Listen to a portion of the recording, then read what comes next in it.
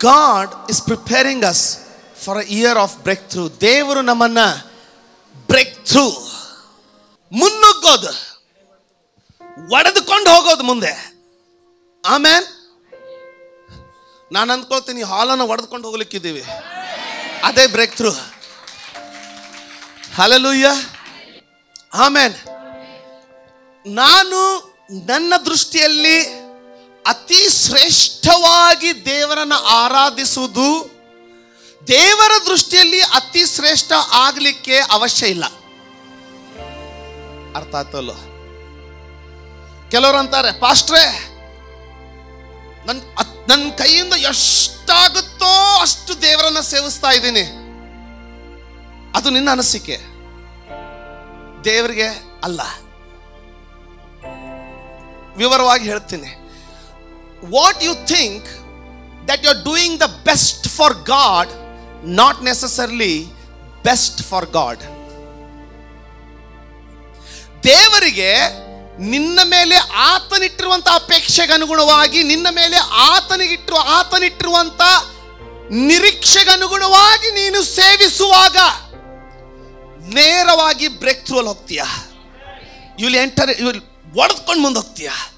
ಆಗದೇ ಇರುವ ಸಂಗತಿಗಳನ್ನು ಸಾಧಿಸಿಕೊಳ್ಳಿಕ್ಕೆ ಪ್ರಾರಂಭ ಮಾಡ್ತೀಯ. 2 Samuel chapter 6 verse 1-7, 6ನೇ ಅಧ್ಯಾಯದ ಮೊದಲಿನ 7 ವಚನಗಳನ್ನು ಓದ್ಬೇಡ್ರಿ, ಬರೆದುಕೊಳ್ಳ್ರಿ ದಯವಿಟ್ಟು, ಕೇಳಿ. ಅಲ್ಲೊಂದು ಘಟನೆ ಉಂಟಾಯ್ತು. ಏನಂತಂದ್ರೆ, ಇದನ್ನು ಮುಂಚೆ ಒಂದು ಸಾರಿದ್ದೀನಿ, ಆದರೆ ಇವತ್ತು ತಿರುಗಿ ನೆನಪು ಮಾಡ್ಕೊಡ್ತಾ ಇದ್ದೀನಿ, ಕೇಳಿ. ದಾವೀದನು ಯಾರು?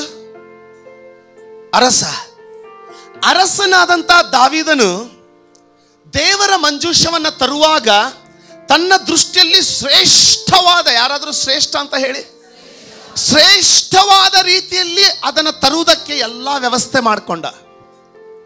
ನೀನು ವ್ಯಾಟಿಕನ್ಗೆ ಹೋಗಿ, ಹರಿಹರ್ಗೆ ಹೋಗಿ, ನಾಗಪಟ್ಟಣಂಗೆ ಹೋಗಿ ಬಂಗಾರದ ಕ್ರೂಜೆಯನ್ನು ಅಲ್ಲಿ ಚರ್ಚ್ನಿಂದ ತಗೊಂಡು ಬಂದು ಮನೆಯಲ್ಲಿ ಬಂಗಾರದ ಆಲ್ಟರ್ ಮಾಡಿಬಿಟ್ಟು ಅದ್ರ ಮೇಲೆ ಇಟ್ಟು ಬಂಗಾರದ ಹೂವಿನ ಮೇಲೆ ಹಾಕಿ, ನಿನ್ನ ಮನಸ್ಸಿಗೆ ತೃಪ್ತಿ ಅದು. ದೇವರು ಹೇಳಿದ ರೀತಿ ಅಲ್ಲ. ನಿನ್ನ ಮನಸ್ಸಿಗೆ ತೃಪ್ತಿ ಅದು, ದೇವರು ಹೇಳಿದ ರೀತಿ ಅಲ್ಲ. ಅದು ನಿಜವಾದ ಬಿಡುಗಡೆ, ನಿಜವಾದ ಬ್ರೇಕ್ ಥ್ರೂ ದೇವರ ವಾಕ್ಯದಲ್ಲಿ ಆತನು ಹೇಳುವ ರೀತಿಯಲ್ಲಿ ಆತನನ್ನು ಸೇವಿಸುವಾಗ ಯಾವ ಆಶೀರ್ವಾದವನ್ನು ತಡೆ ಹಿಡಿಲಿಕ್ಕಾಗಲ್ಲ. ಕೆಲವೊಬ್ಬರಿಗೆ ಉಂಗುರದಲ್ಲಿ ಕ್ರೂಜೆ ಹಾಕಿದ್ರೆ ತೃಪ್ತಿ, ಇನ್ನು ಕೆಲವರಿಗೆ ಕೊಳ್ಳಲ್ಲಿ ಕ್ರೂಜೆ ಹಾಕಿದ್ರೆ ತೃಪ್ತಿ. ಹಾಕೋದು ನಾನು ತಪ್ಪಂತ ಹೇಳ್ತಿಲ್ಲ, ಅದು ನಿನ್ನ ಶ್ರೇಷ್ಠವಾದ ಆರಾಧನೆ ಅಲ್ಲ. ದೇವರ ವಾಕ್ಯದ ಜ್ಞಾನ ಇಲ್ಲದಿರುವಾಗ ಮರಣ, ಆದರೆ ದೇವರ ವಾಕ್ಯದ ಜ್ಞಾನ ಇರುವಾಗ ಜೀವಿತ. ಹೇಗೆ? ಈ 2ನೇ ಸಮುವೇಲನ ಪುಸ್ತಕ 6ನೇ ಅಧ್ಯಾಯದಲ್ಲಿ ಏನಾಯ್ತಂದ್ರೆ, ಕೇಳ್ತಾ ಇದ್ದೀರಾ? ಈತನು ತುಂಬಾ ಯೋಚನೆ ಮಾಡಿ ಎಷ್ಟು ಸುಂದರವಾದ ರೀತಿಯಲ್ಲಿ ಕರ್ತನ ಮಂಜೂಷವನ್ನು ತರಲಿಕ್ಕಾಗ್ತದೋ ಅಷ್ಟು ಸುಂದರವಾದ ರೀತಿಯಲ್ಲಿ ತರುವುದಕ್ಕೆ ಎಲ್ಲ ವ್ಯವಸ್ಥೆ ಮಾಡ್ಕೊಂಡ್ಬಿಟ್ಟ. ಏನೇನು ಮಾಡ್ದ ಅವನು? ನಂಬರ್ 1, ಆತನು ಹೊಸ ಚಕ್ಕಡಿಯನ್ನ ಮಾಡಿಸ್ದ. ಕರ್ತನ ಮಂಜೂಷವನ್ನು ಇಟ್ಕೊಂಡು ಬರಲಿಕ್ಕೆ ಬ್ರ್ಯಾಂಡ್ ನ್ಯೂ ಹೊಸ ಚಕ್ಕಡಿಯನ್ನು ಮಾಡಿಬಿಟ್ಟು ಅದಕ್ಕೆ ಯೌವನ ಪ್ರಾಯದ ಬಲಶಾಲಿಯಾದಂಥ ರಾಜ್ಯದಲ್ಲೇ ಶ್ರೇಷ್ಠವಾದಂಥ ಎತ್ತುಗಳನ್ನು ಹೂಡಿದ. ನೋಡಿ, ಎಷ್ಟು ಜನ ಕೇಳ್ತಾ ಇದ್ದೀರಾ? ತನಗೆ ನೀವು ಕರ್ತನನ್ನು ಮೆಚ್ಚಿಸ್ತಾ ಇದ್ದೀನಿ ಅಂತ ಅತಿ ಶ್ರೇಷ್ಠವಾದದನ್ನ ಕಾಲನ್ನೇ ಕಟ್ ಮಾಡ್ಕೊಳ್ಬಹುದು, ಆದರೆ ಅದು ದೇವರ ದೃಷ್ಟಿಯಲ್ಲಿ ಶ್ರೇಷ್ಠವಾಗಿರಲೇಬೇಕು ಅಂತ ಇಲ್ಲ. ದೇವರ ವಾಕ್ಯದಲ್ಲಿ ಆತನ ವಾಕ್ಯಕ್ಕನುಗುಣವಾಗಿ ನಡೆಯುವುದೇ ಶ್ರೇಷ್ಠ ಹೊರತು ನಿನ್ನ ಮನಸ್ಸಿಗೆ ತೃಪ್ತಿ ಬರುವ ರೀತಿಯಲ್ಲಿ ನಡೆಯುವುದು ತೃಪ್ತಿ ಅಲ್ಲ. ಇನ್ನೊಂದು ಮನೆಗೆ ಹೊಸದಾಗಿ ಬಂದಿದ್ರು. ನಾನು ಆ ದಿನಗಳಲ್ಲಿ ನಾನೇ ಎಲ್ಲ ಹೊಸದವ್ರಿಗೂ ನಾನೇ ವಿಸಿಟ್ ಮಾಡೋದು, ಹಳಬರಿಗೂ ನಾವೇ ವಿಸಿಟ್ ಮಾಡೋದು ಆ ಕಾಲದಲ್ಲಿ. ಸೊ ನನ್ನ ಹೆಂಡತಿ ಅವ್ರ ಮನೆಗೆ ಹೋದರೆ ಒಂದು ಸ್ಪಷ್ಟಾಗಿ ಪಾಲಿಷ್ ಮಾಡಿರುವಂಥ ಹಿತ್ತಾಮ್ರದ ಸುಂದರವಾದಂಥ ಕ್ರೂಜೆ, 2 ಕ್ಯಾಂಡಲ್ ಬಂದ್ಬಿಟ್ಟಿದೆ. ಏನೂ ಇರಲಿಲ್ಲ ಅವ್ರ ಮನೆಯಲ್ಲಿ. ಪಾಪ ಅವರು ಅಕ್ರೈಸ್ತ ಸಮಾಜದಿಂದ ಬಂದವರು. ನಾವು ಹೋಗೋದ್ರೊಳಗೆ ಇದು ಬಂದ್ಬಿಟ್ಟಿದೆ. ನಾನಂದೆ, ಸಿಸ್ಟರ್ ಇದೇನು ಪಾಸ್ಟ್ರೆ, ನನಗೆ ದೇವ್ರ ಮೇಲೆ ಎಷ್ಟು ಪ್ರೀತಿ ಅಂದರೆ ನಾನು ಅದನ್ನು ಮಾರ್ಕೆಟ್ಗೆ ಹೋಗಿ ತುಂಬ ಬೆಲೆ ಕೊಟ್ಟು ತೊಗೊಂಬಂದು ಹಚ್ಚಿದ್ದೀನಿ. ತಪ್ಪಿಲ್ಲ, ಆ ಗೌರವದ ಭಾವನೆ ಉತ್ತಮ ನೋಡಿ. ಆದರೆ ದೇವರ ವಾಕ್ಯಕ್ಕೆ ಅನುಗುಣವಾಗಿ ಹೋಗಿರುವಾಗ ದೇವರು ಯಾವುದನ್ನು ಹೇಸ್ತಾನೋ ಆತನ ಮೇಲೆ ಪ್ರೀತಿಯಿಂದಲೇ ಅದನ್ನೇ ಮಾಡಿಬಿಡ್ತೇವೆ. ಅಂದರೆ ಯೇಸುವನ್ನ ತಿರುಗೊಮ್ಮೆ ಕ್ರೂಜ್ ಮೇಲೆ ಹಾಕ್ಬೇಕಂತ ಮನೇಲಿ ತಂದಿಟ್ವಾ? ಇಲ್ಲ. ಹೊಸ ಬಂಡಿಯನ್ನು ಮಾಡ್ದವನು, ಹೊಸ ಚಕ್ಕಡಿ, ಅದಕ್ಕೆ ಬೆಲೆ ಕೊಟ್ಟು ತುಂಬಾ ಒಳ್ಳೆ ಎತ್ತುಗಳನ್ನು ಹೂಡ್ದ. 30,000 ಎಷ್ಟು ಸ್ವಲ್ಪ ಹೇಳ್ತೀರಾ? 30,000 VIP-ಗಳನ್ನು ಚಾಯೆಸ್ಟ್, ಇಂಗ್ಲಿಷ್ನಲ್ಲಿ ಚಾಯೆಸ್ಟ್ ಮೆನ್ ಅಂತೆ. ಅಂದರೆ ತನ್ನ ದೇಶದಲ್ಲಿ ಇದ್ದಂಥ ಹಟ್ಟುಕಟ್ಟಾಗಿರುವಂಥ ಸಾಲಿಡ್ ಚೆಸ್ಟ್ ಇರುವಂಥ 30 ಸಿಪಾಯಿಗಳನ್ನು VIP-ಗಳನ್ನು ಆರಿಸ್ದ. ಅವರೆಲ್ಲದ್ರಲ್ಲಿ ಮುಂದೆ ಹೋಗ್ತಾ ಇದ್ದಾರೆ. ನೋಡಿದವ್ರು ಅನ್ಬೇಕು, ಅಯ್ಯೋ ದಾವೀದನ ಭಕ್ತಿ ನೋಡಿ ಅನ್ಬೇಕು. ನಮ್ಮವರು ಹಂಗೆ ಇರ್ತಾರೆ, ನೋಡ್ರಿ ಎಷ್ಟು ಭಕ್ತಿ ದೇವ್ರ ಮೇಲೆ ಅನ್ಬೇಕು. ಅವ್ರು ನೋಡಿದ್ರೆ ಹಂಗಿರ್ತೀವಿ. ಅಲ್ಲ, ಕೇಳಿ ಹೇಳ್ತೀನಿ, ಎಲ್ಲ ವಾದ್ಯಗಾರನ ಹಚ್ಚಿದಾನೆ. ಅದು ಹೊಸದಾಗಿ ಮಾಡುವಂತ ವಾದ್ಯಗಳು ಬಾರಿಸ್ತಾ ಇದ್ದಾರೆ, ಕುಣಿತಾ ಇದ್ದಾರೆ. ಚಕ್ಕಡಿ ಮೇಲೆ ಹೊಸದಾದಂಥ ಚಕ್ಕಡಿ ಮೇಲೆ 30,000 ಜನ ಪೆಟ್ಟಿಗೆ ಕರ್ತನ ಮಂಜೂಷನ ಇಟ್ಕೊಂಡು ಹೋಗ್ತಾ ಇದ್ದಾರೆ. ಅಲ್ಲಿ ಸ್ವಲ್ಪ ಕಲ್ಲಿಗೆ ಒಗರಿದ್ದೆ ಸಹ ತಡ ಪೆಟ್ಟಿಗೆ ಜಾರ್ಬಿಡ್ತು. ಯಾರವನು ಕೈ ಕೊಟ್ಟವನು? ಉಜ್ಜಿಯನ ಕೈ ಕೊಟ್ರೆ ಅಲ್ಲೇ ಸತ್ಬಿಟ್ಬಿಟ್ಟ, ಸತ್ತೇ ಹೋದ. ಕೇಳ್ತಾ ಇದ್ದೀರಾ?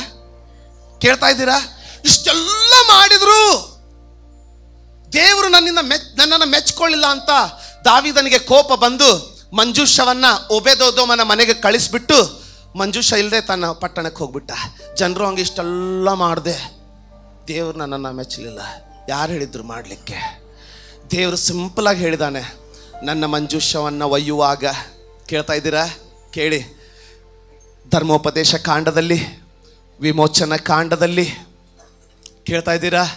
ಅರಣ್ಯ ಕಾಂಡದಲ್ಲಿ ದೇವರು ತಿರ್ಗಾ ಆಜ್ಞೆ ಕೊಟ್ಟಿದ್ದ, ನನ್ನ ಮಂಜೂಷವನ್ನು ಮಾಡುವಾಗ ನನ್ನ ಮಂಜೂಷನ ಮಾಡಿದ್ದೀರಾ, ಆ ಮಂಜೂಷಕ್ಕೆ 4 ಮೂಲೆಗಳಿಗೆ ರಿಂಗ್ಗಳಿರಬೇಕು. ಆ ರಿಂಗ್ಗಳಲ್ಲಿ ಒಂದು ಕೋಲನ್ನು, ಆ ಕಡೆ ಒಂದು ಕೋಲನ್ನು, ಈ ಕಡೆ ಒಂದು ಕೋಲನ್ನು ಹಾಕಿ ಮಂಜೂಷವನ್ನು ಒಂದು ಸ್ಥಳದಿಂದ ಇನ್ನೊಂದು ಸ್ಥಳಕ್ಕೆ ಒಯ್ಯುವಾಗ ಅದನ್ನು ಲೇವಿ ಕುಲದವರು ತಮ್ಮ ಹೆಗಲ ಮೇಲೆ ಹೊತ್ತುಕೊಂಡೇ ಹೋಗತಕ್ಕದ್ದು. ನಿಮ್ಮ 30,000 VIP ಬೇಡ ನನಗೆ, ನಿಮ್ಮ ಹೊಸ ಬಂಡೆ ಬೇಡ ನನಗೆ, ನಾನು ಹೇಳೋ ರೀತಿಯಲ್ಲಿ ನೀವು ನಡೆದುಕೊಂಡ್ರೆ ಸಾಕು. ಕೇಳ್ತಾ ಇದೀಯಾ? ನಾನು ನನ್ನ ವಾಕ್ಯದಲ್ಲಿ ಹೇಳಿದ ರೀತಿಯಲ್ಲಿ ನಡೆದುಕೊಂಡ್ರೆ ಸಾಕು ಅಂತ ಆ ಯೆಹೋವನು ಹೇಳ್ತಾ ಇದ್ರೆ, ನಾವು ನಮ್ಮ ರೀತಿಯಲ್ಲಿ ಆತನ ಮೆಚ್ಚಿಸ್ಲಿಕ್ಕೆ ಹೋಗ್ತಾ ಇದ್ದೀವಿ. ನಮಗೆ ಆತನ ರೀತಿ ಬೇಡ. ಆತನು ಹೇಳಿದ್ದು ಸಿಂಪಲ್. ನಿನ್ನ 30,000 ಜನರನ್ನ ಆತನ ಕೇಳಲಿಲ್ಲ, ಹೊಸ ಬಂಡೆಯನ್ನ ಆತನ ಕೇಳಲಿಲ್ಲ. ಕೇಳ್ತಾ ಇದ್ದೀರಾ? ಆತನ ಕೇಳಿದ್ದಿಷ್ಟೇ.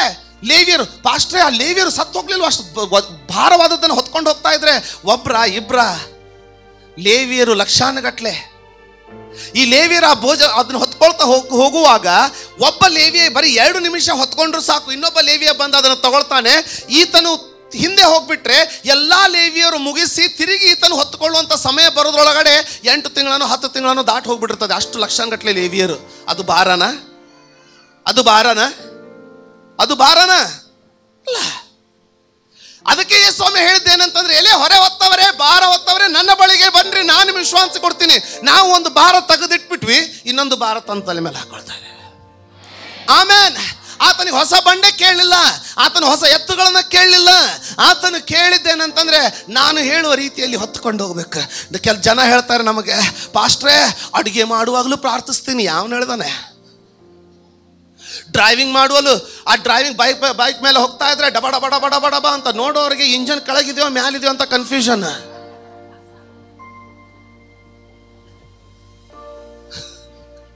ಕೇಳ್ತಾ ಇದ್ದೀರಾ? ಅದು ತಪ್ಪು ಅಂತ ನಾನು ಹೇಳ್ತಾ ಇಲ್ಲ, ಆದ್ರೆ ಅದೇ ಪ್ರಾರ್ಥನೆ ಅಲ್ಲ. ಅದು ನಿನಗೆ ಹೊಂದಿಕೊಳ್ಳುವಂತ, ನಿನ್ನ ಮನಸ್ಸಿಗೆ ಸಮಾಧಾನ ಆಗುವಂತ ರೀತಿ ಪ್ರಾರ್ಥನೆ. ಆದರೆ ಯೇಸು ಸ್ವಾಮಿ ಹೇಳಿದಂಥ ಪ್ರಾರ್ಥನೆ ಎಂಥದ್ದು? ಇದು ಬಹಳ ಬಲವಾದಂಥ ಸಂಗತಿಯನ್ನು ದೇವರು ನನ್ನ ಜೊತೆ ಮಾತಾಡಿದ್ದಾನೆ. ಯಾಕೆಂತಂದರೆ ನಾವು ಹೊಸ ವರ್ಷ ಅಂತಂದರೆ ಬಿಡುಗಡೆಯ ವರ್ಷ, ಅಂದರೆ ಏಳಿಗೆ ವರ್ಷ, ಒಡೆದುಕೊಂಡು ನುಗ್ಗುವ ವರ್ಷದಲ್ಲಿ, ಒಡೆದುಕೊಂಡು ನುಗ್ಗಿಕೊಂಡು ಹೋಗುವಂಥ ವರ್ಷದಲ್ಲಿ ಪ್ರವೇಶ ಮಾಡ್ತಾ ಇದ್ದೀವಿ. ಅದನ್ನು ನಂಬುವವರು ಯಾರಾದರೂ ಆಮೇಲೆ ನಮ್ದಾಗ ಹೇಳ್ತೀರಾ? ಸ್ವಲ್ಪ ಗಟ್ಟಿಯಾಗಿ ಹೇಳ್ತೀರಾ?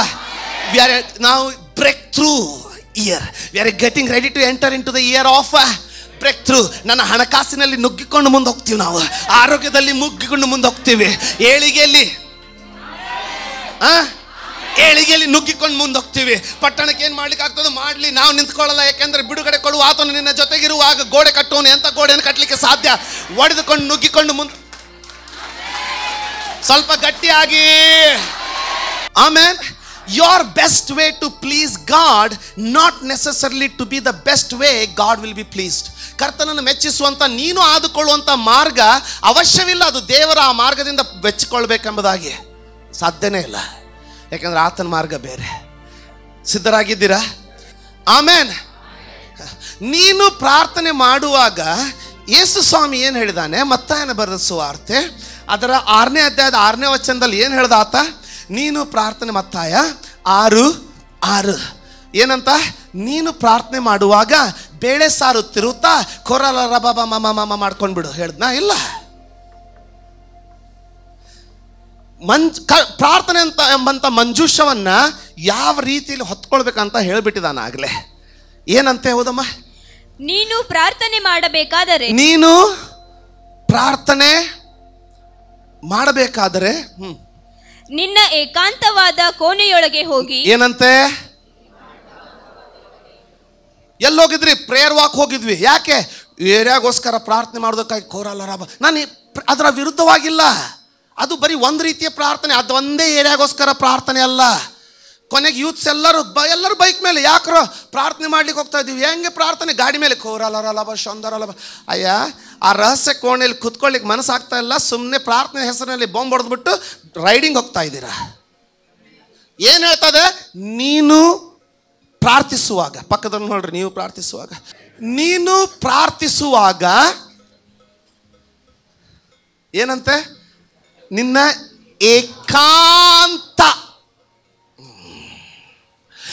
ಏಕಾಂತವಾದ ಕೋಟಡಿಯೊಳಗಡೆ ಮಂಜೂಷ ಹೇಗೆ ಹೊತ್ಕೋಬೇಕು? ಹೀಗೆ. ನಾವೇಗೆ ಹೊತ್ಕೊಳ್ತಾ ಇದ್ದೀವಿ? ಹೇಳ್ರಿ, ಅರ್ಥ ಆಗ್ತದೆ ತಾನೇ? ಬೇಡ, ಅದೆಲ್ಲ ಬೇಡ. ದೇವ್ರ ವಾಕ್ಯ ಏನಿರುತ್ತೆ ಅದನ್ನು ಮಾಡೋಣ. ದೇವ್ರು ಕೊಡುವಂತ ಬಿಡುಗಡೆಯನ್ನು ಕೊಡ್ತಾನೆ. ನೀನು ಪ್ರಾರ್ಥಿಸುವಾಗ ಏಕಾಂತವಾದ ಕೋಣೆಗೆ ಎಲ್ಲದಿಯಾ? ಬಾಗಿಲನ್ನು ಮುಚ್ಚಿಕೊಂಡು. ಏನ್ ಮಾಡು? ಬಾಗಿಲನ್ನ ಮುಚ್ಚಿಬಿಡು. ಮುಂದೆ ಅಂತರಂಗದಲ್ಲಿಯೂ ಇರುವ ನಿನ್ನ ತಂದೆಗೆ ಪ್ರಾರ್ಥನೆ ಮಾಡು. ತಂದೆಗೆ ಪ್ರಾರ್ಥನೆ ಮಾಡು. ಅಂತರಂಗದಲ್ಲಿ ನಡೆಯುವುದನ್ನು ನೋಡುವ ನಿನ್ನ ತಂದೆಯು. ಅಂತರಂಗದಲ್ಲಿ ನೋಡಿ, ದೇವ್ರಿಗೆ ಆ ಕೋಣೆಯಲ್ಲಿ ಹೋಗೋರು ಮಾತ್ರ ಕಾಣ್ತಾರಂತೆ. ಅಂದ್ರೆ ಅಡಿಗೆ ಮಾಡುವಾಗ ಕೊರಲ ರಬ ಕಾಣಲ್ಲ, ಗಾಡಿ ಹೊಡೆಯುವಾಗ ಯೇಸುವೆ ಕಾಣಲ್ಲ. ದೇವರಿಗೆ ಕಾಣೋದೇನು? ಆ ಕೊಠಡಿಯಲ್ಲಿ ಹೋಗಿ ಆ ಕೋಣೆಯಲ್ಲಿ ನಮ್ಮನ್ನು ಬಂಧಿಸ್ಕೊಂಡು ಬಾಗಿಲನ್ನು ಹಾಕ್ಬಿಟ್ಟು ಎಲ್ಲವನ್ನ ಆ ಕಡೆ ಹೊರಗಡೆ ಇಟ್ಟು ಅಲ್ಲಿ ನಾವೊಬ್ಬರೇ ಕರ್ತನಲ್ಲಿ ಅಂತರಂಗದಲ್ಲಿ ಪ್ರವೇಶಿಸುವಾಗ ಅಂತರಂಗದಲ್ಲಿ ನೋಡುವಂತ ದೇವರು. ಅಂದ್ರೆ ನೀನು ಅಂತರಂಗದಲ್ಲಿ ಪ್ರವೇಶಿಸದೆ ಹೋದ್ರೆ ಹೊರಗಡೆ ಏನೇ ಸರ್ಕಸ್ ಮಾಡಿದ್ರು ಚಿಂತೆ ಇಲ್ಲ, ಅದಕ್ಕೆ ಪ್ರತಿಫಲ ಬರ್ಲಿಕ್ಕೆ ಸಾಧ್ಯನೇ ಇಲ್ಲ. ಯಾಕಂದ್ರೆ ದೇವರು ಹೊರಗಡೆ ಪ್ರತಿಫಲ ಕೊಡ್ಬೇಕಂದ್ರೆ ಮೊದಲು ಅಂತರಂಗದಲ್ಲಿ ನೋಡ್ತಾನೆ. ಅಂತರಂಗದಲ್ಲಿ ನೋಡುವಂತ ನಿನ್ನ ತಂದೆ ನಿನಗೆ ಫಲ ಕೊಡುವನು. ಇಂಗ್ಲಿಷ್ ನಲ್ಲಿ ಹೇಳ್ತಾರೆ, ನಿನಗೆ ಬಹಿರಂಗವಾಗಿ ಫಲ ಕೊಡುವವನು. ಈಗ ಅದನ್ನು ನೋಡ್ಕೊಳ್ಳೋಣವಾ? ಯೇಸು ಸ್ವಾಮಿ ಅದೇ ಮತ್ತಾಯನ ಬರೆದ ಸುವಾರ್ತೆಯಲ್ಲಿ ಯೇಸು ಸ್ವಾಮಿ ಒಂದು ಸಾರಿ ಬೆಟ್ಟದ ಮೇಲೆ ಪ್ರಸಂಗವನ್ನು ಮಾಡಿದ ನಂತರ ಜನ ಎಲ್ಲ ಹಸ್ಕೊಂಡು ಬಿಟ್ಟಿದ್ದಾರೆ. ಪೇತ್ರನಿಗೆ ಊಟ ಕೊಡು ಅಂತ ಹೇಳಿದ್ರೆ, ಸ್ವಾಮಿ ಇಷ್ಟು ಜನರಿಗೆ ಎಲ್ಲಿಂದ ಊಟ ಕೊಡೋದು ಅಂತ ಆತನ ಟೆನ್ಷನ್. ಟ್ರೆಷರರ್ ಕೇಳೋದಕ್ಕೆ ಆತನ ಹೋಗ್ತಾ ಇದ್ರೆ, ಅಲ್ಲಿ ಹೋಗ್ಬೇಡ, ಇಲ್ಲಿ ಬಾ, ಅಲ್ಲಿ ಯಾಕೆ ಹೋಗ್ತೀಯ? ಆತನ ಬಂದ, ಎಷ್ಟಿದೆ ನಮ್ಮ ಹತ್ರ, ಏನಾದರೂ ಇದೆಯಾ ಅಂತ ಕೇಳಿದ್ರೆ ಒಬ್ಬ ಹುಡುಗನ ಹತ್ರ 5 ರೊಟ್ಟಿ 2 ಮೀನು. ತಂದೆ ಯೇಸು ಸ್ವಾಮಿ ಏನು ಮಾಡಿದ? ಕರ್ತನಿಗೆ ತಂದೆಗೆ ಕೃತಜ್ಞತೆಯನ್ನು ಸಲ್ಲಿಸಿ ರೊಟ್ಟಿ ಮುರಿಲಿಕ್ಕೆ, ಮೀನು ಮುರಿಲಿಕ್ಕೆ ಪ್ರಾರಂಭ ಮಾಡಿದರೆ ಮುರಿತಾನೇ ಹೋಯ್ತು. 5,000 ಜನ ಉಂಡುಕೊಂಡು ಎಷ್ಟು ಉಳಿತು? 12 ಪುಟ್ಟಿಗಳು. ಅಂದ್ರೆ ಈ ಪ್ರತಿಯೊಬ್ಬ ಶಿಷ್ಯನನ್ನು ತಗೊಂಡು ಹೋಗ್ಲಿ, ಪಾಪ ಕೆಲಸ ಮಾಡಿದವ್ರ ಆಳು ಅಂಬಲಿಗೆ ಯೋಗ್ಯನಲ್ವಾ? 12 ಪುಟ್ಟಿಗಳು ಉಳಿತು. ಆಮೇನ್, ಎಲ್ಲರೂ ಹೊರಟೋದ್ರು. ಈಗ ಯೇಸು ಸ್ವಾಮಿ ತನ್ನ ಶಿಷ್ಯರಿಗೆ ಹೇಳ್ತಾ ಇದ್ದಾನೆ, ಅಯ್ಯ ನೀವೆಲ್ಲ ದೋಣಿ ಹತ್ತಿ ಮುಂದೆ ಸಾಗ್ರಿ, ನಾನು ಬರ್ತೀನಂತ ಹೇಳ್ದ. ಆಗ ಸಾಯಂಕಾಲ ಸತ್ಯವೇದ ಹೇಳ್ತದೆ, ಆಗ ಪ್ರಾತಃ ಕಾಲ, ಆಗ ಸಾಯಂಕಾಲ. ಆ ಸಾಯಂಕಾಲದಲ್ಲಿ ಆತನು ಬೆಟ್ಟವನ್ನು ಹತ್ತಲಿಕ್ಕೆ ಸ್ಟಾರ್ಟ್ ಮಾಡ್ದ. ಇಡೀ ದಿನ ಪ್ರೀಚಿಂಗ್ ಮಾಡಿದ್ದಾನೆ. ರೊಟ್ಟಿಯನ್ನು 5 ಮಂದಿಗೆ ಹಂಚೋವರೆಗೂ ಎಷ್ಟು ಸಮಯ ಹಿಡಿದಿರ್ಬೋದು. 5 ಮಂದಿಗೆ ಹಂಚಿದ್ದಾರೆ, ತಿಂದಿದ್ದಾರೆ, ಆಯಾಸ ಆಗಿರ್ಲಿಕ್ಕಿಲ್ವಾ? ಆದರೂ ಸಹ ಆ ಅಂತರಂಗದನ್ನು ನೋಡುವಂಥ ತಂದೆ ಜೊತೆಗೆ ಕೂತ್ಕೊಳ್ಳಲಿಕ್ಕೆ ಎಷ್ಟು ಆಸೆ ಅಂತಂದರೆ, ಯಾಕಂದ್ರೆ ನೀನು ಅಲ್ಲಿ ಕೂತ್ಕೊಳ್ಳುವಾಗ ಏನಾಗುತ್ತಂತ ಇವತ್ತು ನಿನ್ನ ಜೀವನದಲ್ಲಿ ನಾನು ಮಾತಾಡ್ತೀನಿ ಕೇಳು. ಯಾಕಂದರೆ ದೇವರ ಆತ್ಮನ ನುಡಿದನ್ನು ಕಳೆದುಕೊಳ್ಳಿಕ್ಕೆ ಹೋಗಬೇಡ. ನಿನ್ನ ಜೀವನ ಪರಿವರ್ತಿಸೋದಕ್ಕಾಗಿ ದೇವರು ನಿನ್ನನ್ನು ತಂದಿದ್ದಾನೆ. ನಿನ್ನ ಜೀವಿತವನ್ನು ಪರಿವರ್ತಿಸೋದಕ್ಕಾಗಿ ದೇವರನ್ನು ತಂದಿರೋದು. ಆತಲ್ಲಿ ಕೂತ್ಕೊಂಡ್ರೆ ರೋಮನ್ನರಿಗೆ, ಯಹೂದ್ಯರಿಗೆ ರಾತ್ರಿಯ ಜಾವ 4 ಜಾವಗಳು, ಮೊದಲನೆಯ ಜಾವ, 2ನೇ ಜಾವ, 3ನೇ ಜಾವ, 4ನೇ ಜಾವ. ದೇವರ ವಾಕ್ಯ ಹೇಳ್ತದೆ 4ನೇ ಜಾವದವರೆಗೂ ಬೆಟ್ಟದ ಮೇಲೆ. ನೋಡಿ, ಎಲಿಯನ ಬಗ್ಗೆ ಧ್ಯಾನ ಮಾಡುವಾಗ ದೇವರ ಆತ್ಮ ನನ್ನ ಜೊತೆ ಬಲವಾಗಿ ಮಾತನಾಡ್ದೆ. ಏನು ಗೊತ್ತಾ? ಒಬ್ಬ ಪ್ರವಾದಿಗೆ ಬೇಕಾಗಿರೋದು ಏನು ಗೊತ್ತಾ? ಒಬ್ಬ ಪ್ರವಾದಿಗೆ ಬೇಕಾಗಿರೋದು ಒಂದು ರೊಟ್ಟಿ, ನೀರು ಮಾತ್ರ. ಆದರೆ ನಾವು ಅದಕ್ಕಿಂತ ಹೆಚ್ಚಾಗಿ ಆಶಿಸ್ತಾ ಇರೋದ್ರಿಂದ ಪರಲೋಕದಿಂದ ಬೆಂಕಿನೂ ತರಲಿಕ್ಕೆ ನಮಗೆ ಆಗ್ತಾ ಇಲ್ಲ, ಮಳೆಯನ್ನು ನಿಲ್ಲಿಸ್ಲಿಕ್ಕೂ ನಮಗೆ ಆಗ್ತಾ ಇಲ್ಲ. ದೇವರ ಎಲಿಯನಿಗೆ ಹೇಳ್ತಾ ಇದ್ದಾನೆ, ನೀವು ಹೋಗಿ ಕೆರೆತ್ ಹಳ್ಳದ ಪಕ್ಕದಲ್ಲಿ ನೀನು ನೆಲೆಗೊಳ್ಳು, ಅಲ್ಲಿರುವಂಥ ನೀರನ್ನು ಕುಡಿ. ನೀರು. ಕಾಗೆಗಳಿಗೆ ರೊಟ್ಟಿಯನ್ನು ಕೊಡ್ಲಿಕ್ಕೆ ಹೇಳಿದ್ದಾನೆ, ರೊಟ್ಟೆ. ಪ್ರತಿ ಬೆಳಿಗ್ಗೆ ಮತ್ತು ಸಾಯಂಕಾಲ, ಪ್ರಾತಃ ಕಾಲ ಮತ್ತು ಸಾಯಂಕಾಲ ಕಾಗೆಗಳು ಬಂದು ರೊಟ್ಟಿ ಕೊಡ್ತವೆ. ಮಧ್ಯದಲ್ಲಿ ಸ್ನ್ಯಾಕ್ಸ್ ಇಲ್ಲ. ಕೇಳ್ತಾ ಇದ್ದೀರಾ? ಅಂದರೆ ಆ ಕೋಣೆಯಲ್ಲಿ ಹೋಗುವಾಗ ಬೇರೆದನ್ನು ವಿಚಾರ ಮಾಡಬೇಡ, ನಿನಗೆ ಬೇಕಾಗಿರೋದೇನು? ರೊಟ್ಟಿ. ಎಲಿಯನ್ನು 3 ವರ್ಷ ತಿಂದಿದ್ದಾನೆ. ಏನು? ಎಷ್ಟು ವರ್ಷ? 3 ವರ್ಷ 6 ತಿಂಗಳು. ವೀಕ್ನೆಸ್ ಇಲ್ಲ, ಮಾಲ್ ನರಿಶ್ಮೆಂಟ್ ಇಲ್ಲ. ಯಾಕೆ ಗೊತ್ತಾ? ಕರ್ತನ ಸನ್ನಿಧಿಯಲ್ಲಿ ಕೂತ್ಕೊಳ್ಳೋದಕ್ಕಾಗಿ ಆ ಒಣ ರೊಟ್ಟಿ, ಆ ನೀರಿದ್ರೂ ಚಿಂತೆ ಇಲ್ಲ. ಅದು ನಿನ್ನ ಶರೀರಕ್ಕೆ ಎಷ್ಟು ಬಲವನ್ನು, ಆಶೀರ್ವಾದವನ್ನು ತರ್ತದಂದರೆ, ಯಾಕಂದರೆ ಅದು ಬರ್ತಾ ಇರೋದು ದೇವರ ಪ್ರಸನ್ನತೆಯಲ್ಲಿ ಬರ್ತಾ ಇದೆ. ಅದು ದೇವರ ಪ್ರಸನ್ನತೆಯಲ್ಲಿ ಬರ್ತಾ ಇರೋದ್ರಿಂದ ಅದಕ್ಕೆ ಕೊನೆ ಇರೋದಿಲ್ಲ. ಮೊದಲು ದೇವರ ಪ್ರಸನ್ನತೆಗೆ ಪ್ರಾಮುಖ್ಯ ಕೊಡು. ಒಣ ರೊಟ್ಟಿಯು ನಿನಗೆ ಇಷ್ಟು ಬಲವಾದಂಥ ಆರೋಗ್ಯವನ್ನು ತರ್ತದೆ. ಮೊದಲು ದೇವರ ಪ್ರಸನ್ನತೆಗೆ ಒತ್ತು ಕೊಡು. ನೀರು ಸಹ ನಿನ್ನ ಶರೀರಕ್ಕೆ ಎಷ್ಟು ಬಲವನ್ನು ತರ್ತದಂದರೆ, ಆಮೇಲೆ ಅದರ ಹೊರಗಡೆ ಬರುವಾಗ ಬೆಂಕಿ ಬರೋದು ಗ್ಯಾರಂಟಿ. ಪರಲೋಕದಿಂದ ಬೆಂಕಿ ಇಳಿಯೋದು ಗ್ಯಾರಂಟಿ. ಹಲ್ಲೆಲೂಯ. ಯೇಸು ಬೆಟ್ಟ ಹತ್ತಿದ್ದಾನೆ. ಅವನಿಗೇನಿದೆ ಈಗ? ರಾತ್ರಿ ಇಬ್ಬನಿರ್ಲಿಕ್ಕಿಲ್ವ ಅಲ್ಲಿ? ಮರುಭೂಮಿಯ ಚಳಿ ಅದು. ಮರುಭೂಮಿಯ ಚಳಿ ಗೊತ್ತಾ? ಕೊರಿಯುವಂಥ ಚಳಿ. ಆದರೆ ಇಡೀ ರಾತ್ರಿ 4ನೇ ಜಾವ ಅಂತಂದರೆ, 4ನೇ ಜಾವದವರೆಗೆ ಆತನು ಪ್ರಾರ್ಥಿಸ್ತಾ ಇದ್ದಾನಂತಂದರೆ, 4ನೇ ಜಾವ ಬೆಳಿಗ್ಗೆ 3 ಗಂಟೆಯಿಂದ 6 ಗಂಟೆವರೆಗೆ ಅದಕ್ಕೆ 4ನೇ ಜಾವ ಅಂತ ಹೇಳ್ತಾರೆ. ಬೆಳಿಗ್ಗೆ ಸೊ ಯೇಸು ಸ್ವಾಮಿಯಲ್ಲಿ ಬೆಳಿಗ್ಗೆ 3 ಗಂಟೆಯಿಂದ 6 ಗಂಟೆವರೆಗೂ, ಅಲ್ಲಿವರೆಗೂ ಆ ಮಧ್ಯದಲ್ಲಿ ಆತನು ಪ್ರಾರ್ಥಿಸ್ತಾ ಇದ್ದಾನೆ. ಆ ರಹಸ್ಯ ಸ್ಥಾನ ಬಲವಾದದ್ದು. ಈಗ ಆ ರಹಸ್ಯ ಸ್ಥಾನದ ಕೊನೆ ಭಾಗವನ್ನು ಹೇಳ್ತೀನಿ ಕೇಳಿ. ನಿಜವಾಗಿ ಅದರ ಅರ್ಥದ ಬಲವನ್ನು ನಾವು ಕಂಡುಕೊಳ್ಳೋಣ. ಸಿದ್ಧರಾಗಿದ್ದರೆ ಪಾಸ್ಟ್ರೆ ಹೇಳಿ ನಾವು ಸಿದ್ಧರಾಗಿದ್ದೀವಿ ಅಂತ ಒಂದ್ಸಾರಿ ಹೇಳ್ತೀರಾ? ಆ ಬ್ರೇಕ್ ಥ್ರೂ ಅಲ್ಲಿ ಎಷ್ಟು ಬಲ ಅಂತಂದರೆ, ಇನ್ನೊಂದು ಸಾರಿ ಆ ವಚನ, ಮುಂದಿನ ವಚನಕ್ಕೆ ಹೋಗೋಕ್ಕಿಂತ ಮುಂಚೆ ಆ ವಚನ ಇನ್ನೊಂದು ಸಾರಿ ಓದಿಕೊಳ್ಳೋಣ. ನೀನು ಪ್ರಾರ್ಥಿಸುವುದಾಗಿದ್ರೆ, ನೀನು ನಿನ್ನ ಮಂಜೂಷವನ್ನು ತರುವುದಾಗಿದ್ರೆ, ಎತ್ತಿನ ಬಂಡೆ ಬೇಡ, ಗಾಡಿ ಮೇಲೆ ಮಾತಾಡೋದು ಬೇಡ, ನಿನ್ನ ಮಂಜೂಷವನ್ನು ಅಡುಗೆ ಮಾಡ್ತಾ ಹೊತ್ಕೊಳ್ಬೇಡ, ನಿನ್ನ ಮಂಜೂಷವನ್ನು TV ನೋಡ್ತಾ ಹೊತ್ಕೊಳ್ಬೇಡ, ಮೊಬೈಲ್ ನೋಡ್ತಾ ಹೊತ್ಕೊಳ್ಬೇಡ. ಆದರೆ ನೀನು ಪ್ರಾರ್ಥನೆ ಮಾಡುವಾಗ, ನಿನ್ನ ಮಂಜೂಷವನ್ನು ಹೊತ್ತುಕೊಳ್ಳುವಾಗ ಏನು ಮಾಡ್ಬೇಕಂತೆ? ಓದಮ್ಮ ಬೇಗ. ನೀನು ಪ್ರಾರ್ಥನೆ ಮಾಡಬೇಕಾದರೆ, ಯಾರಾದ್ರೂ ಹೇಳ್ರಿ, ನಾನು ಪ್ರಾರ್ಥನೆ ಮಾಡಬೇಕಾದ್ರೆ, ಸ್ವಲ್ಪ ಗಟ್ಟಿಯಾಗಿ, ನಾನು ಪ್ರಾರ್ಥನೆ ಮಾಡಬೇಕಾದ್ರೆ ಏನಂತೆ?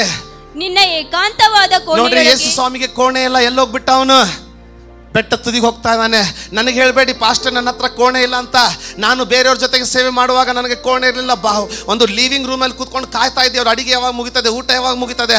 ಇವ್ರು ಊಟ ಮುಗಿದಿದ್ದ ತಡ ಇವರು ಮುಗಿಸಿ ಒಳಗಡೆ ಹೋದ ತಕ್ಷಣ ನಾನು ಅಡುಗೆ ಮನೆಯಲ್ಲಿ ಓಡೋಗ್ತಾ ಇದ್ದೆ. ನೆಲ್ಲ ಒರೆಸ್ಕೊಂಡ್ಬಿಟ್ಟು ಸಾಯಂಕಾಲ 5 ಗಂಟೆವರೆಗೆ ಅವ್ರಿಗೂ ಟೀ ಮಾಡಲಿಕ್ಕೆ ಹೊರ ಬರೋವರೆಗೂ ಕಂಟಿನ್ಯೂಸ್ ಆಗಿ ಅಡುಗೆ ಮನೆಯಲ್ಲಿ ಪ್ರಾರ್ಥನೆ ಮಾಡ್ತಾ ಇದ್ದೆ. ನನಗೆ ಹೇಳಬೇಡ ನನಗೆ ಕೋಣೆ ಇಲ್ಲ ಅಂತ. ಯೇಸು ಸ್ವಾಮಿಗೆ ಕೋಣೆ ಇಲ್ದಾಗ ಬೆಟ್ಟದ ಮೇಲೆ ಹೋದ, ದೇವ ಸೇವಕರಿಗೆ ಕೋಣೆ ಇಲ್ದಾಗ ಅಡುಗೆ ಮನೆಗೆ ಹೋದ್ರು. ನಾನು ನಿನಗೆ ಒಂದು ವೇಳೆ ಬಿಡುಗಡೆ ವರ್ಷ ನಿನಗೆ ಬೇಕಾಗಿರೋದು ಆಗಿದ್ರೆ ನೀನು ಪ್ರಾರ್ಥನೆಯ ಕೋಣೆಯನ್ನ ಮಾಡ್ಕೊಳ್ಳತಕ್ಕದ್ದು. ಕೇಳ್ತಾ ಇದ್ದೀರಾ? ಯೇಸುವಿನಲ್ಲಿ ಕೋಣೆ ಇಲ್ಲ. ಏನ್ ಮಾಡ್ತಾ ಇದ್ದಾನೆ? ಸೇವೆ ಮುಗಿದ ತಕ್ಷಣ ಬೆಟ್ಟ ಏರ್ತಾ ಇದ್ದಾನೆ. ನಿನಗೆ ಬಿಡುಗಡೆ ಬೇಕಂತ ಆಸೆ ಇದ್ರೆ, ಆಮೇಲೆ ನೀನು ಕೋಣೆಯನ್ನ ಸಿದ್ಧ ಮಾಡ್ಕೊಂಡೇ ಮಾಡ್ಕೊಳ್ತೀಯ. ಹಲ್ಲೆಲೂಯಾ. ನಿನ್ನ ಕೋಣೆಯಲ್ಲಿ ಹೋಗಿ ಬಾಗಿಲನ್ನು ಹಾಕೊಂಡು ಸ್ವಾಮಿ ಮೇಲೆ ಹೋಗಿ ಬಾಗಿಲು ಹಾಕೊಂಡ್ಬಿಟ್ರು. ಯಾವ ಬಾಗಿಲು ಹಾಕೊಂಡ್ರು? ಯಾರು ಹತ್ತಿ ಮೇಲೆ ಬರಲಾರ್ದಂಗೆ ಮೇಲೆ ಹೋಗ್ಬಿಟ್ರೆ. ಮೇಲೆ ಹೋಗಿ ಪ್ರಾರ್ಥನೆ ಕೂತ್ಕೊಂಡ್ರು. ಬೆಳಗಿನ ಜಾವವರೆಗೆ ಎಲ್ಲರೂ ಊಟ ಮಾಡಿ ಹೋಗಿ ಮನೆಗೆ ಕ್ರೂಸೈಡ್ ಮುಗಿಸ್ಕೊಂಡು ಹೋಗಿ ಮನೆಗೆ ಮಲ್ಕೊಂಡ್ರೆ, ಕ್ರೂಸೈಡ್ ನಡೆಸಿದವನು ತಾನೇ ಸ್ವತಃ ಎಲ್ಲಿದ್ದಾನೆ? ರಹಸ್ಯ ಸ್ಥಾನದಲ್ಲಿದ್ದಾನೆ. ಅದೇ ರಹಸ್ಯ, ಬಲದ ರಹಸ್ಯ ಅದೇ. Hallelujah, hallelujah. ಯಾಕೆ? ಆ ಪ್ರಾರ್ಥನೆ ಬಲ ನೋಡ್ರಿ. ಇಳಿದು ಬಂದವನೇ ನೀರಿನ ಮೇಲೆ ನಡ್ಕೊಂಡು ಹೋಗ್ಲಿ ಸ್ಟಾರ್ಟ್ ಮಾಡಿಬಿಟ್ಟ. ಯಾವಾಗ ನೀವು ರಹಸ್ಯ ಸ್ಥಾನದಲ್ಲಿ ಹೋಗ್ತಿರಲ್ಲ, ಸಮುದ್ರ ನಿನ್ನ ಪಾದದ ಅಡಿಯಲ್ಲಿ ರಸ್ತೆ ಆಗಿಬಿಡ್ತದೆ. ನಡ್ಕೊಂಡು ಹೋಗ್ಬಿಡ್ತೀಯ. ಎಲ್ಲಿವರೆಗೂ ಆ ರಹಸ್ಯ ಸ್ಥಾನದಲ್ಲಿ ಹೋಗೋದಿಲ್ವೋ ಸಮುದ್ರ ಆಗಿರ್ತದೆ. ಯಾವಾಗ ಆ ರಹಸ್ಯ ಸ್ಥಾನದಲ್ಲಿ ಹೋಗ್ತೀಯೋ ಸಮುದ್ರ ಮಾರ್ಗವಾಗಿಬಿಡ್ತದೆ. ಆ ಕೋಣೆಯ ಬಲದ ಒಂದು ವ್ಯಕ್ತಿಯನ್ನು ನೀನು ತೋರಿಸಿ ಮುಗಿಸ್ತೀನಿ. 2ನೇ ಅರಸುಗಳ ಪುಸ್ತಕ 4ನೇ ಅಧ್ಯಾಯವನ್ನು ಮನೆಗೆ ಹೋಗಿ ಸ್ಪಷ್ಟವಾಗಿ ಓದ್ಕೊಳ್ರಿ. ದಯವಿಟ್ಟು ನಾನು ಹೇಳೋದನ್ನು ಕೇಳ್ರಿ. ಶುನೇಮದ ಸ್ತ್ರೀ ಅಲ್ಲಿದ್ದಾಳೆ. ಏನವಳು? ಶುನೇಮ್ ದೇಶದ ಶುನೇಮ್ ಪಟ್ಟಣದ ಸ್ತ್ರೀ ಅಲ್ಲಿದ್ದಾಳೆ. ಎಲೀಷನನ್ನು ನೋಡಿಬಿಟ್ಟು ಅವಳು ಹೇಳ್ತಾ ಇದ್ದಾಳೆ, ಈತನು ಪ್ರವಾದಿಯಾಗಿದ್ದಾನೆ, ಇವನಿಗೊಂದು ಕೋಣೆಯನ್ನು ಕಟ್ಟೋಣ ಅಂತ ಹೇಳ್ಬಿಟ್ಟು ಈಗ ಫ್ರೆಂಡ್ಸ್ ಆಗಿದ್ದಾರೆ. ಎಲೀಷನ್ ಒಂದು ದಿನ ಅವಳಿಗೆ ಹೇಳಿದ, ನಿನಗೆ ಮಗು ಆಗ್ತದಂತ. ಮಗು ಬೆಳೀತು. ಒಂದು ದಿನ ಮಗು ಸತ್ತೋಯ್ತು. ಏನಾಯ್ತು? ಆ ಮಗು ಏನಾಯ್ತು? ಆದರೆ ಕೇಳಿ ಕೇಳಿ ಕೇಳಿ ಕೇಳಿ ಕೇಳಿ ದಯವಿಟ್ಟು ಕೇಳಿ. ಆ ಮನೆಯಲ್ಲಿ ಒಂದು ಕೋಣೆ ಇದೆ. ಸತ್ತವ್ರನ್ನ ಎಲ್ಲಿಡ್ತೀವಿ ನಾವು? ಅಂಗಳದಲ್ಲಿಟ್ಟರೆ ಇವಳು ಸತ್ತವರನ್ನ ಒಯ್ದು ಆ ಕೋಣೆಯಲ್ಲಿಟ್ಲು. ಸತ್ತವರನ್ನ ನಾವು ಅಂಗಳದಲ್ಲಿಟ್ಟರೆ ಇವಳು ತನ್ನ ಸತ್ತವಳನ್ನು ಒಯ್ದು ಆ ಕೋಣೆಯಲ್ಲಿಟ್ಲು. ಯಾಕಪ್ಪ ಅಂದರೆ ನಿನ್ನ ಸತ್ತ ಸಂಗತಿಗಳಿಗೋಸ್ಕರ ನೀನು ಅದನ್ನು ತಲೆ ಮೇಲೆ ಇಟ್ಕೊಂಡು ಎಲ್ಲರ ಅಂಗಳಗಳಿಗೆ ಹೋಗಿ ಸಾರುವಾಗ ಅದು ಬಗೆಹರಿಯಲ್ಲ. ನಿನ್ನ ಸತ್ತ ಸಂಗತಿಗಳು ಜೀವಂತ ಆಗಬೇಕಂದ್ರೆ ನಿನ್ನಲ್ಲಿ ಆ ಕೋಣೆ ಇರಬೇಕು, ಆ ರಹಸ್ಯವಾದ ಕೋಣೆ. ಯಾಕಂದರೆ ಆ ಕೋಣೆಯಲ್ಲಿ ಸತ್ತದ್ದಲ್ಲಿ ಪುನರುಜ್ಜೀವನ ಬರ್ತದೆ. ನಿನಗೆ ಆ ಕೋಣೆ ಇರಬೇಕು. ಆ ಹೆಣ್ಣು ಮಗಳು ಸತ್ತಂತ ಶರೀರ, ತನ್ನ ಮಗನ ಶರೀರವನ್ನ ಊರು ಜನರ ಮುಂದೆ ಹೊತ್ಕೊಂಡು ಪಾಸ್ಟರ್ ಸಹಾಯ ಮಾಡಲಿಲ್ಲ, ಇವರು ಸಹಾಯ ಮಾಡಲಿಲ್ಲ ಅಂತ ಗೊಳ ಹಾಕೊಳ್ಳಿಲ್ಲ ರೀ. ಅವಳಿಗೆ ಪ್ರಾರ್ಥನೆ ಕೋಣೆ ಇತ್ತು, ಆ ಪ್ರವಾದಿಯ ಕೋಣೆ ಇತ್ತು. ತನ್ನ ಸತ್ತವರನ್ನ, ನಿನ್ನ ಸತ್ತ ಆರ್ಥಿಕ ಪರಿಸ್ಥಿತಿಯನ್ನ ಊರಿಗೆ ತೋರಿಸಬೇಡ, ರಹಸ್ಯದಲ್ಲಿ ಅಂತರಂಗದಲ್ಲಿ ನೋಡುವ ತಂದೆಗೆ ತೋರಿಸು. ಕೇಳ್ತಾ ಇದ್ದೀರಾ? ನಿನ್ನ ಸತ್ತ ಸಂಗತಿಗಳನ್ನ ಜನರಿಗೆ ತೋರಿಸೋದು ಬೇಡ, ಅಂತರಂಗದಲ್ಲಿ ನೋಡುವ ತಂದೆ. ಆ ಕೋಣೆ ಕಟ್ಕೊಳ್ರಿ, ಆ ಕೋಣೆಯನ್ನು ಕಟ್ಕೊಳ್ರಿ. ಕೇಳಿಸ್ಕೊಳ್ತಾ ಇದ್ದೀರಾ? ನಾವು ತೊಟ್ಟಿರೋದು, ನಾವು ಉಪಯೋಗಿಸ್ತಾ ಇರೋದು, ನಾವು ಮಾತಾಡ್ತಾ ಇರೋದು, ನಾವು ಕೂತಿರುವಂಥ ಹಾಲು, ಇದೆಲ್ಲವೂ ಬಂದಿರೋದು ಜನರ ಮುಂದೆ ಅದನ್ನು ತೋರಿಸಲ್ಲ. ಇಲ್ಲಿ ಕೂತ್ಕೊಂಡಿರೋದ್ರಿಂದ, ಅಲ್ಲಿ ಸತ್ತಿರೋದ್ರಿಂದ, ಅಲ್ಲಿ ಗೋಳಾಡಿರೋದ್ರಿಂದ ಅದಿರೋರು ಭಯಪಡಲ್ಲ. ಆಶೀರ್ವಾದ ಆಗೋರು ಆಮೇಲೆ ಎಂದ ಹೇಳ್ತೀರಾ? ಯಾರಿಗೂ ಹೇಳಿಲ್ಲ. ಅವಳು ಗಂಡನಿಗೆ ಹೇಳಿಲ್ಲ ರೀ, ಗಂಡನಿಗೆ ಹೇಳಿಲ್ಲ. ಮಗ ಸತ್ತಿದಾನಂತ ಗಂಡನಿಗೂ ಹೇಳಿಲ್ಲ. ಅವಳಿಗೆ ಗೊತ್ತವಳನ್ನ ಅವನನ್ನು ಎಲ್ಲಿಡಬೇಕಂತ. ಅವನನ್ನು ಒಯ್ದು ಪ್ರವಾದಿಯ ಹಾಸಿಗೆ ಮೇಲೆ ಇಟ್ಟಿದ್ದಾಳೆ. ಬಾಗಿಲು ಹಾಕ್ಕೊಂಡು ನೇರವಾಗಿ ಎಲೀಷನನ್ನು ಕರೀಲಿಕ್ಕೆ ತಾನೇ ಸ್ವತಃ ಹೋಗ್ತಾ ಇದ್ದಾಳೆ.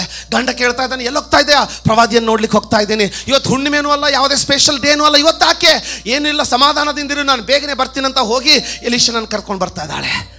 ಯಾರಾದ್ರೂ ಹೇಳ್ತಾ? ಆ ಕೋಣೆ ಅನ್ನೋದು, ನಾನು ಅದನ್ನು ಕೋಣೆಯಾಗಿ ಹೇಳ್ತಾ ಇಲ್ಲ, ಅದು ನಿನ್ನ ಪ್ರಾರ್ಥನೆಯ ಕೋಣೆ, ನಿನ್ನ ಪ್ರಾರ್ಥನೆಯ ಮನೋಭಾವನೆ. ಅದು ಎಲ್ಲಿದ್ರೂ ಉಂಟಾಗುತ್ತೆ. ನೀನು ಎಲ್ಲೇ ಇರು, ಅದರಲ್ಲಿ ಒಂದು ಸಾರಿ ಮುಳುಗಿಬಿಟ್ರೆ ಅಕ್ಕಪಕ್ಕ ಏನು ನಿಂಗೆ ತಿಳಿದು ಬರಲ್ಲ. ಯಾರಾದರೂ ಒಂದು ಸಾರಿ ಆಮೇಲೆ ಎಂದಾಗ ಹೇಳ್ತೀರಾ? ನಿನ್ನ ಸತ್ತಂಥ ಆರ್ಥಿಕ ಪರಿಸ್ಥಿತಿಯನ್ನು, ನಿನ್ನ ಸತ್ತಂಥ ವಿಷಯಗಳನ್ನು, ನಿನ್ನ ಸಾಯ್ತಾ ಇರುವಂಥ ನಿನ್ನ ಮಕ್ಕಳ ಕ್ಯಾರೆಕ್ಟರನ್ನು, ನಿನ್ನ ಸಾಯ್ತಾ ಇರುವಂಥ ನಿನ್ನ ಮಕ್ಕಳ ಜೀವಿತವನ್ನು, ಸಾಯ್ತಾ ಇರುವಂಥ ನಿನ್ನ ಕ್ಯಾರೆಕ್ಟರನ್ನು, ಸಾಯ್ತಾ ಇರುವಂಥ ನಿನ್ನ ಬಿಸ್ನೆಸ್ಸನ್ನು ಯಾರ ಮುಂದೆನೂ ಹೇಳಬೇಡ. ಅಲ್ಲಿ ಒಯ್ಯಿ, ಅಂತರಂಗದಲ್ಲಿ ನೋಡುವಂಥ ತಂದೆ ಬಳಿಗೆ ಕರ್ಕೊಂಡು ಹೋಗು. ನಿನ್ನ ಸತ್ತ ಶರೀರನ ಹೊರಗಿಡೋದು ಬೇಡ, ಕರ್ತನಲ್ಲಿಡ. ನಮ್ಮ ಸೇವೆ ಯಾವಾಗ ಸಾಯ್ತಾ ಇದೆ ಅಂತ ನನಗೆ ಅನಿಸ್ಲಿಕ್ಕೆ ಸ್ಟಾರ್ಟ್ ಆಯಿತು ಕೆಲವು ವರ್ಷಗಳ ಹಿಂದೆ. ದೇವರಿದು ಏಳಿಗೆ ಆಗ್ತಾ ಇಲ್ವಾ? ನಾನು ಯಾರ ಹತ್ರ ಹೋಗಲಿಲ್ಲ, ಕರ್ತನಲ್ಲಿ ಬೇಡ್ಕೊಂಡು ಏನು ಮಾಡೋದು? ದೇವ್ರು ಹೇಳ್ದ, ನನ್ನ ಬಳಿಗೆ ಬಾ, ನಾನು ಕಟ್ತೀನಿ. ಸುಮ್ಮನೆ ಆತನ ಸನ್ನಿಧಿಯಲ್ಲಿಟ್ಟು ಗೋಳಾಡ್ಲಿಕ್ಕೆ ಪ್ರಾರಂಭ ಮಾಡಿದೆ. ಯಾಕಂದರೆ ಅಂತರಂಗದಲ್ಲಿ ನೋಡುವಂಥ ತಂದೆ ನಿನ್ನನ್ನು ಬಹಿರಂಗವಾಗಿ ಆಶೀರ್ವದಿಸುವನು. ಅಂತರಂಗದಲ್ಲಿ ಕಾಣದೆ ಹೋದರೆ ಆತನ ಆಶೀರ್ವದಿಸ್ಲಿಕ್ಕೆ ಆಗಲ್ಲ. ಎಲಿಯನ್ ಬರ್ತಾ ಇದ್ದಾನೆ ನೋಡಿ. This is a beautiful part. ಇದು ಸುಂದರವಾದಂಥ ಮಹತ್ವ ಉಳ್ಳಂಥ ಸಂಗತಿ. ಇದು ನಿನಗೂ ನನಗೂ. ಎಲೀಷನ್ ಬರ್ತಾ ಇದ್ದಾನೆ. ಏನಾಯ್ತಮ್ಮ ಅಂತ ಕೇಳಿದರೆ ಅವಳು ಹೇಳಿದಾಳೆ, ನನ್ನ ಮಗ ಸತ್ತಿದ್ದಾನೆ. ಎಲ್ಲಿಟ್ಟಿದ್ದೀಯಾ? ನಿನ್ನ ರೂಮಲ್ಲಿ ಇಟ್ಟಿದ್ದೀನಿ. ಸರಿಯಾದ ಸ್ಥಳದಲ್ಲಿ ಇಟ್ಟಿದ್ದೀಯಾ? ಎಲ್ಲಿಟ್ಟಿದ್ದೀಯಾ? ಸರಿ, ಎಲ್ಲ ರೆಡಿ, ರಿವೈವಲ್ಲಿಗೆ ರೆಡಿ ಆಗಿದೆ. ಈತ ಒಳಗಡೆ ಹೋಗ್ತಾ ಇದ್ದಾನೆ. ಹೋಗೇನು ಮಾಡ್ದ ಗೊತ್ತಾ? ತನ್ನ ಸರ್ವೆಂಟನ್ನು ಒಳಗೆ ಕರ್ಕೊಳ್ಳಿಲ್ಲ, ಅವಳನ್ನು ಹೊರಗೆ ಹಾಕಿದ, ತನ್ನ ಅಸಿಸ್ಟೆಂಟನ್ನು ಹೊರಗೆ ಹಾಕಿದ. ಇಂಗ್ಲಿಷ್ ಬೈಬಲ್ ಹೇಳ್ತದೆ, he close the door on them. ಅಂದರೆ ಅವ್ರನ್ನ ಹೊರಗೆ ಕಳಿಸಿ ಅವರ ಬೆನ್ನ ಹಿಂದನೇ ಬಾಗಿಲನ್ನು ಹಾಕ್ಕೊಂಡ್ಬಿಟ್ಟ ಅಂತೆ. ಈಗ ಏನಿದೆ, ನಿನ್ನ ಪ್ರಾರ್ಥನೆ ಕೋಣೆಯಲ್ಲಿ ಹೋಗುವಾಗ ಅಲ್ಲಿರೋದು ಎರಡೇ ಸಂಗತಿ. ಒಂದು ಮರಣ, ಇನ್ನೊಂದು ಜೀವ ಸ್ವರೂಪನಾದಂಥ ಅಭಿಷೇಕ ನಿನ್ನಲ್ಲಿ. ನಿನ್ನ ಪ್ರಾರ್ಥನೆ ಕೋಣೆಯಲ್ಲಿ ಎರಡೇ ಸಂಗತಿ, ಮರಣ, ಜೀವನ. ಕ್ರಿಸ್ತನನ್ನು ಯಾವನಲ್ಲಿ ಇರುವುದಾಗಿದ್ರೆ ಆತನು ಹೊಸ ನೂತನ ಸೃಷ್ಟಿಯಾದನ. ಆ ಕೋಣೆಯಲ್ಲಿ ಇರುವುದು ನೀನು, ಮರಣವನ್ನ ಎದುರು ಬದು ನೋಡ್ತೀವಿ. ಅದಕ್ಕೆ ಎಷ್ಟೋ ಜನರಿಗೆ ಆ ಕೋಣೆ ಮನಸ್ಸಿಲ್ಲ. ಪಾಸ್ಟರ್, ನೀವು ಪ್ರಾರ್ಥಿಸಿ ನಮಗೆ ಫಲ ಕೊಡಿ. ಆಗಲ್ಲ. ಅಂತರಂಗದಲ್ಲಿ ದೇವರು ನಿನ್ನನ್ನು ನೋಡಿದ್ರೆ ನಿನಗೆ ಫಲ ಕೊಡ್ತಾನೆ, ನನ್ನನ್ನು ನೋಡಿದ್ರೆ ನನಗೆ ಫಲ ಕೊಡ್ತಾನೆ. ಆಮೇನ್. ನೋಡಿ, ಈಗ ಅಸಿಸ್ಟೆಂಟ್ ಬದಲಾಗಿದ್ದಾರೆ. ಈಗ ಅಸಿಸ್ಟೆಂಟ್ ಏನಾಗಿದೆ, ಅಸಿಸ್ಟೆಂಟ್ ಹೊರಟು ಎಲ್ಲ ಒಂದಿಷ್ಟೇ ಪ್ಯಾಡಲ್ ಬಂದ್ಬಿಟ್ಟಿದೆ, ಮೊಬೈಲ್. ಏನು ಮಾಡ್ಬೇಕು, ಥಿಂಗ್ಸ್ ಟು ಡೂ, ಯಾರನ್ನ ಕಾಲ್ ಮಾಡಬೇಕು, ಎಲ್ಲ ಮೊಬೈಲ್ ಬಂದಿದೆ. ಆದರೆ ಎಲ್ಲಿಯನ್ನು ಮಾಡಿದ್ದೇನು, ಆ ಒಂದು ಎಲಿಷನ್ ಮಾಡಿದ್ದೇನು, ಆ ಕೋಣೆಯಲ್ಲಿ ಹೋಗಿದ್ದೆ ತಡ, ಎಲ್ಲರನ್ನ ಹೊರಗೆ ಹಾಕಯ್ಯ, ಹೊರಹಾಕು. ಎಲ್ಲ ನಿನ್ನ ಅಸಿಸ್ಟೆಂಟ್ಗಳನ್ನ ಹೊರ ಹಾಕು. ನೀ ದೇವರು ಮಂಜುಷಕ್ಕೆ ನಿನ್ನ ಹೊಸ ಚಕಡಿ ಬೇಕಾಗಿಲ್ಲ, 30,000 ಜನ ಬೇಕಾಗಿಲ್ಲ. ಕರ್ತನಿಗೆ ಬೇಕಾಗಿರೋದು ವಿಧೇಯತೆ. ಆತನ ಹೇಳಿದ, ನೀನು ಪ್ರಾರ್ಥನೆಗೆ ಬರುವಾಗ ಏನು ಮಾಡ್ಬೇಕಂತೆ, ಎಲಿಯನ್ ಏನು ಮಾಡ್ತಾ ಇದ್ದಾನೆ, ಎಲ್ಲ ಅಸಿಸ್ಟೆಂಟನ್ನು ಹೊರಗೆ ಹಾಕ್ಬಿಟ್ಟ. ಈಗ ಆ ಕೋಣೆಯಲ್ಲಿ ಇಬ್ಬರೇ. ಎಷ್ಟು ಜನ ಕೇಳ್ತಾ ಇದ್ದಾರೆ? ಶವ ಇರುವಂತ ಕೋಣೆಯಲ್ಲಿ ಒಬ್ಬರೇ ಇರ್ಲಿಕ್ಕೆ ಎಷ್ಟು ಜನ ಧೈರ್ಯ ಮಾಡ್ತೀರಾ? ಹೆಣ, ನಮ್ದು ಆಳ ಭಾಷೆ ಇರ್ತದೆ, ಹೆಣದ ಕೋಣೆಯೊಳಗೆ ಎಷ್ಟು ಮಂದಿ ಇರಕ್ಕೆ ಮನಸ್ಸು ಮಾಡ್ತೀರಿ? ಆಗುತ್ತಾ? ಅದೇ ಅದಕ್ಕೇ ನಮಗೆ ಪ್ರಾರ್ಥನೆ ಕೋಣೆಯಲ್ಲಿ ಇರ್ಲಿಕ್ಕೆ ಆಗ್ತಾ ಇಲ್ಲ. ನೀನು ಪ್ರಾರ್ಥನೆಗೆ ಹೋಗುವಾಗ ಅಲ್ಲಿ ನಿನ್ನ ಸತ್ತ ಹಣದ ಶವ, ಸತ್ತ ಆರ್ಥಿಕ ಪರಿಸ್ಥಿತಿಯ ಶವ, ಅಲ್ಲಿ ಸಾಯ್ತಾ ಇರುವಂತ ನಿನ್ನ ಆರೋಗ್ಯದ ಶವ. ಕೇಳ್ತಾ ಇದ್ದೀರಾ? ಕೆಲವು ಜನ ಏನು ಮಾಡ್ತಾರೆ ಅಂದರೆ, ಶವವನ್ನು ನೋಡ್ರಿ, ಎಲಿಯನ್ನು ಶವವನ್ನು ತನ್ನ ಮೇಲೆ ಹೊತ್ಕೊಳ್ಳಿಲ್ಲ, ಸತ್ತದ್ದು ನಿನ್ನ ಮೇಲೆ ಬೀಳೋದಲ್ಲ, ಜೀವ ಉದ್ದದ್ದು ಅದ್ರ ಮೇಲೆ ಬೀಳ್ತದೆ, ಅವನು ಅದ್ರ ಮೇಲೆ ಬೋರೋಲ್ ಬೀಳ್ತಾ ಇದ್ದಾನೆ. ಕೆಲವು ಜನ ನಾವೇನು ಮಾಡ್ತೀವಿ ಅಂದರೆ, ನಮ್ಮ ಹೆಣವನ್ನು ಹತ್ಕೊಂಡು ಅಯ್ಯೋ ಅದನ್ನು ಆರ್ಥಿಕವಾಗಿ ಸತ್ತಿದ್ದೀನ್ರಿ ಅಂತ ಎಲ್ಲ ಕಡೆ ತಿರ್ತೀವಿ. ಯಾರು ಮಾಡಲ್ಲ, ಅಯ್ಯೋ ಪಾಪ ಅಂತ ಕಣ್ಣೀರು ಹಾಕ್ತಾರೆ, ಎಲ್ಲ ಮೊಸಳೆ ಕಣ್ಣೀರು. ಏನೂ ಆಗಲ್ಲ. ಆರ್ಥಿಕ ಪರಿಸ್ಥಿತಿಯ ಹೆಣ, ನಿರಾಶೆಯ ಹೆಣ. ಅಯ್ಯೋ, ಕನ್ನಡದಲ್ಲಿ ಏನು ಕೆಟ್ಟ ಕೇಳಿ ಬರ್ತದ್ರಿ ಇದು? ಕೇಳ್ತಾ ಇದ್ದೀರಾ?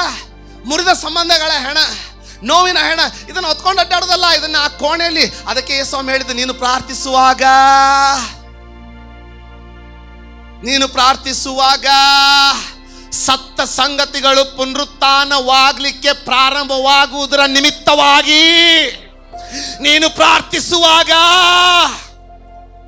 ನಿನ್ನ ಜೀವಿತದಲ್ಲಿ ಸತ್ತಂತ ಒಂದೊಂದೇ ಸಂಗತಿಗಳು ಜೀವಂತವಾಗಲಿಕ್ಕೆ ಪ್ರಾರಂಭವಾಗುವುದರಿಂದ ನೀನು ಕೋಣೆ ಒಳಗಡೆ ಹೋಗು.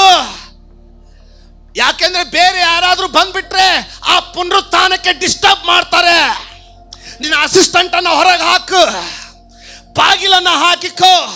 ಅಂತರಂಗದಲ್ಲಿ ನೋಡುವಂತ ನಿನ್ನ ತಂದೆ ಜೊತೆಗೆ ಮಾತಾಡ್ಲಿಕ್ಕೆ ಪ್ರಾರಂಭ ಮಾಡು. ನಾನು ಹೇಳ್ತೀನಿ, ಆ ಅಂತರಂಗದಲ್ಲಿ ಮರಣದ ಜೊತೆಗೆ ಹೋರಾಡಿರೋದ್ರಿಂದ ನೀನು ಅನ್ಕೊಳ್ಬಹುದು ದೇವದೂತರು ಬಂದು ಭೇಟಿ ಆಗ್ತಾರಂತ. ಆದರೆ ನೀನು ಆ ಪ್ರಾರ್ಥನೆ ಕೋಟಡಿಯಲ್ಲಿ ಹೋಗುವಾಗ ಮೊದಲು ನಿನಗೆ ಭೇಟಿ ಆಗುವುದು ನಿನ್ನ ಸ್ವಂತ ಜೀವಿತದಲ್ಲಿ ಸತ್ತಂತ ಶವಗಳು. ಅದನ್ನ ನೋಡಿ ಓಡೋಗ್ಬೇಡ. ನಿನ್ನಲ್ಲಿರುವ ಆತನು ಲೋಕದಲ್ಲಿರುವ ಆತನಿಗಿಂತ